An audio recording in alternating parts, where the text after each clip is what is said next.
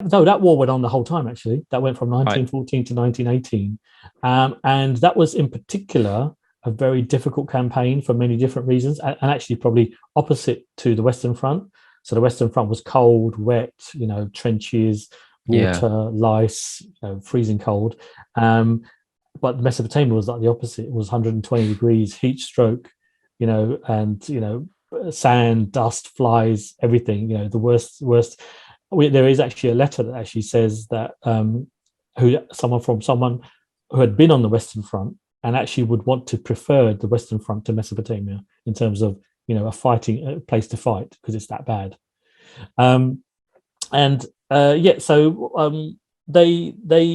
was wondering, so why wouldn't people, people are coming back injured, legs shot off and stuff like that. Yeah. Why they're going back to their villages? People must see that this is, this is not bad, not good. Why are people still coming up to join? I always wondered that. And again, links back to our, racial profiling, information collection.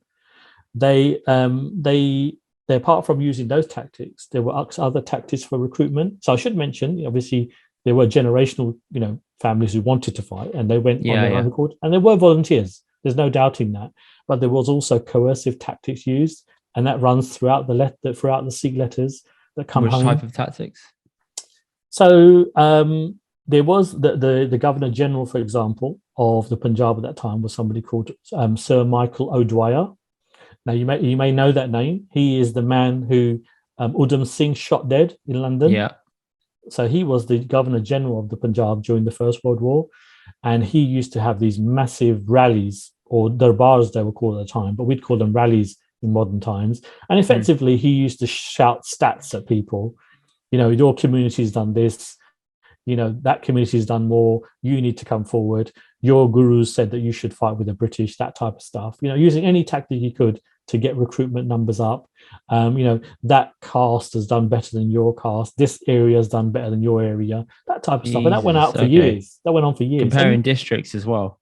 yeah, comparing districts as well. And you'll see in my book, they actually were in the one of the appendix. It shows you they went down to district level, and were able to tell you which districts were best for recruiting, and which were not. Where would we get recruits, and where would we not?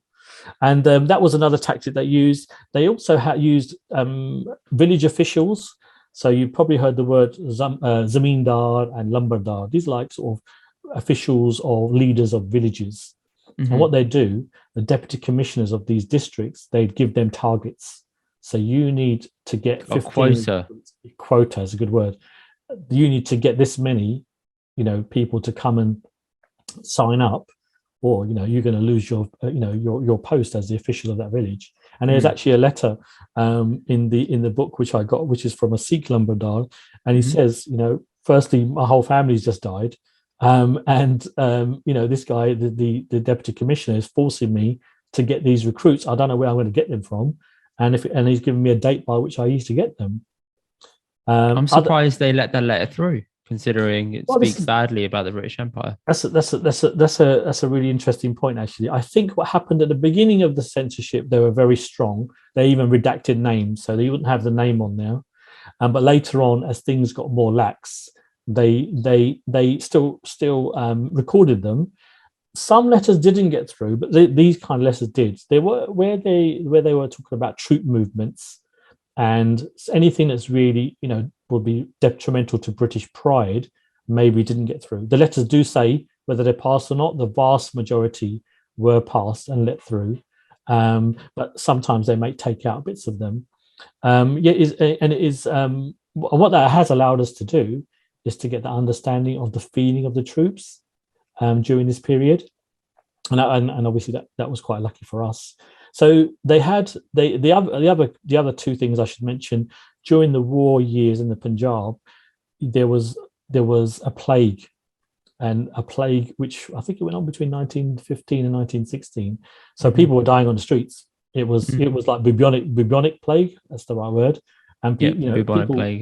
yeah, people were trying to get away from that as well. They had higher grain prices as well. So not having an income. If you didn't have an income, your family's dying.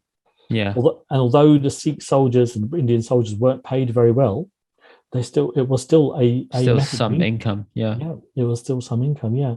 So it's very nuanced. People, you hear very often that the British Indian Army or the Indian recruits, Sikh recruits, were a volunteer army. There was a significant proportion, I'd say, that were volunteer, but I wouldn't say everybody was. Hmm. And it wouldn't, Okay. to me, it wouldn't even make sense if they were. There must be something else going on. And I've mentioned, quite a few different, nuances as to what was going on in the Punjab. Effectively, were forced or coerced into, fighting for the British in many ways, in some cases.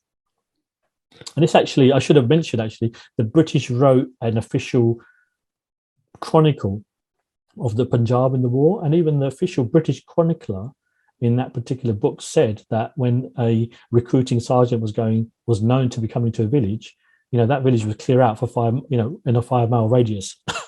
So even they admitted in their own sort of version of events that recruiting wasn't straightforward as people think it was.